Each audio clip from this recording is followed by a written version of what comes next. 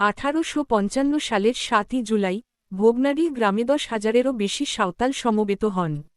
সিধু, কানহু, চাঁদ এবং ভৈরব মুর্মু এই 4 ভাইয়ের নেতৃত্বে সাঁওতাল বিদ্রোহ এক ঐতিহাসিক মোড় নেয়, যখন জনতা নিজেদের স্বাধীন ঘোষণা করে এবং ব্রিটিশ ও তাদের অত্যাচারী প্রতিনিধিদের বিরুদ্ধে শেষ নিঃশ্বাস পর্যন্ত লড়াই করার শপথ নেয়।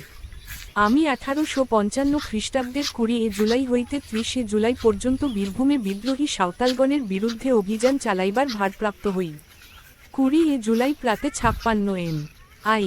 দলের একদল সিপাহী মিস্টার এনসন মরিসের অধীনে সিউড়ির 7 মাইল উত্তর পশ্চিমাংশে ময়ূরাক্ষী নদীর তীরবর্তী নাঙ্গুলিয়া গ্রামে প্রেরণ করা হয়।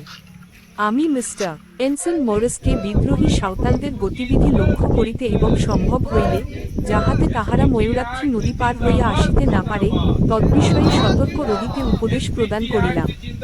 এদিকে 20 তারিখ 2 প্রহরের সময় প্রায় 2,000 সাঁওতালের সহিত একটি যুদ্ধ হইয়া গেল।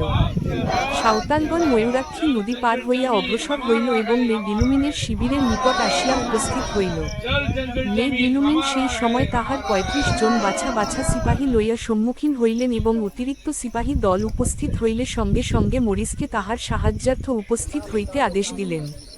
প্রথমে মাত্র 1,000 বিদ্রোহী দৃষ্টিগোচর হয়, কিন্তু নাগারা বাজাইয়া মাত্র সঙ্গে সঙ্গে আরও 800 সশস্ত্র বিদ্রোহী সাঁওতাল তাহাদের সহিত সংযুক্ত হইল। তাহাদের 2 দল একত্রীভূত হইয়া তরবারি সঞ্চালন করিতে ও তীর নিক্ষেপ করিতে লাগিল। লে ডিলুমিন তাহার সৈন্যদিকে প্রস্তুত হইতে এবং গুলি করিতে আদেশ দিলেন। 10 মিনিটের মধ্যেই বিদ্রোহীরা ছত্রভঙ্গ হইয়া নদীটির অভিমুখে পলায়ন করিল। এদিকে তাহাদিগকে পশ্চাদ্ধাবন করিয়া যে পর্যন্ত না তাহারা নদীর অপর তীরে উপনীত হইয়াছে ততক্ষণ পর্যন্ত ক্রমাগত গুলিবর্ষণ করিল। বিদ্রোহীগণের মধ্যে প্রায় 200 লোক হত বা জলমগ্ন হইয়া গেল। রণক্ষেত্রে মাত্র 61 জন মৃতদেহ দৃষ্ট হইয়াছিল। বিদ্রোহীগণ পলাইয়া গেল। এই জন্য নাঙ্গুলিয়া হইতে লে ডিলুমিনকে সসৈন্যে সিউড়ি ফিরিতে আদেশ দেওয়া গেল, কেননা সেই সময় নগরে সিপাহী সৈন্য পাঠাইতে হইয়াছে বলিয়া সিউড়ি শহর রক্ষা করিবার জন্য মাত্র 27 জনের অধিক সিপাহী ছিল না। 26 তারিখ লে ডিলুমিন শুনিলেন যে নগরের 8 মাইল উত্তরে বাঁশকুড়ি ও বৃন্দাবনী নামক 2টি গ্রামে বিদ্রোহীগণ তাহাদের অস্ত্রশস্ত্রাদি প্রস্তুত করিতেছে।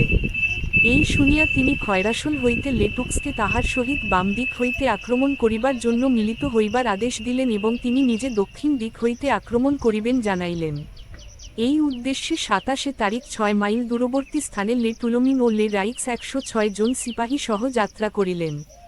এখানে আসিয়া তাহারা দেখিলেন যে একটা নালার নিকট উচ্চ ভূমিতে 8,000 সাঁওতাল সমবেত হইয়াছে।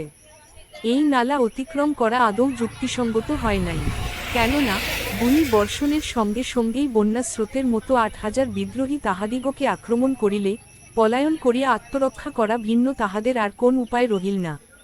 কিন্তু গভীর জঙ্গলে বর্ষার কদমে পলায়ন করা সুবিধাজনক হইল না।